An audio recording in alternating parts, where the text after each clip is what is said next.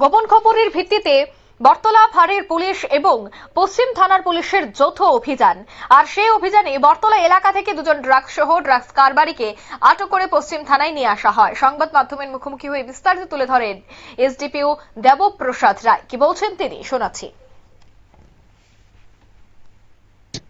অভিযান যেটা ধারাবাহিকভাবে চলছে, সেই ক্ষেত্রে গতকালকে একটি সাফল্য পাওয়া গেছে। পশ্চিম থানা ওসি পুরুতোষ দাস এবং বটতলা থানার ফাঁড়ি থানার ওসি শুভদীপ, ওরা জয়েন্টলি একটা অ্যাকশন করেছে।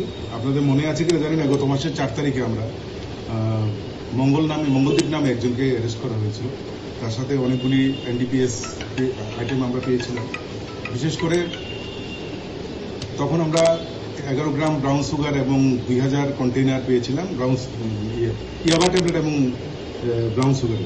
তো তখন আমরা জানতে পারি এই গোপাল দাস নামে আরেকজন তার সঙ্গে ছিল, কিন্তু তাকে ধরতে পারিনি।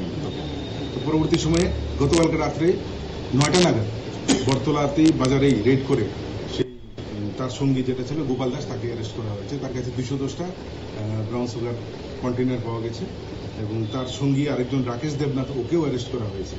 তো এটার উপর একটা সুনির্দিষ্ট কেস নেওয়া হয়েছে এবং আজকে তাদেরকে পুলিশ রিমান্ড চেয়ে কোর্টে প্রেরণ করা হবে।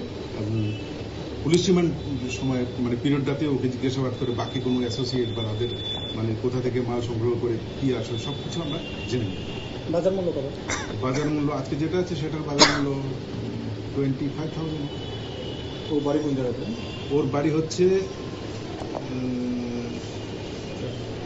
জয়নগর, নবদিগন্ত তার পাশে, পেছনটা। ওর সাথে কি কোনো গাড়ি ঘোড়া আটক করা হয়েছে এরকম?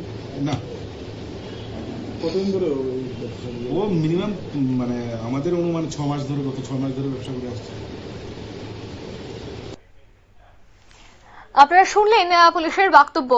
স্থানীয় ফাঁড়ি এবং পশ্চিম থানার পুলিশের যৌথ অভিযানে কিন্তু এই নেশার সামগ্রী সহ দুজনকে গ্রেফতার করা হয়েছে এবং তাদের বিরুদ্ধে আগে অভিযোগ ছিল। অবশেষে রাজধানী আগরতলার প্রাণকেন্দ্র বটতলা থেকে তাদেরকে গ্রেফতার করা হয় এবং বটতলা একেবারে ফাঁড়ির ঠিক ঢিলছড়া দূরত্বে দেখা যায় যে প্রতিনিয়ত নেশার রমরমা এবং রাত ঠিক 6টা থেকে 10টা পর্যন্ত সেখানে অবৈধভাবে মদ বিক্রি হয় এবং এই অভিযোগ কিন্তু বছরের পর বছর ধরেই চলে আসছে।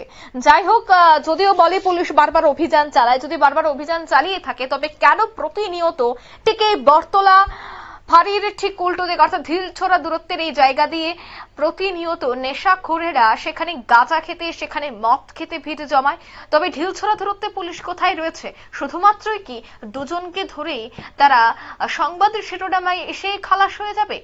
একদমই না। সচেতন মহল, বুদ্ধিজীবীরা বলছে এখানে যে কয়েকটি দোকানে অবৈধভাবে এই ধরনের জিনিস বিক্রি করা হচ্ছে, প্রত্যেকের দোকান সিজ করে দেওয়া, তার পাশাপাশি তাদের বিরুদ্ধে পদক্ষেপ গ্রহণ করার আর্জি কিন্তু জানাচ্ছে শুভবুদ্ধি সম্পন্ন মহল। নিয়ে নিচ্ছে ছোট্ট একটি বিজ্ঞাপন বিরতি, সঙ্গে থাকুন।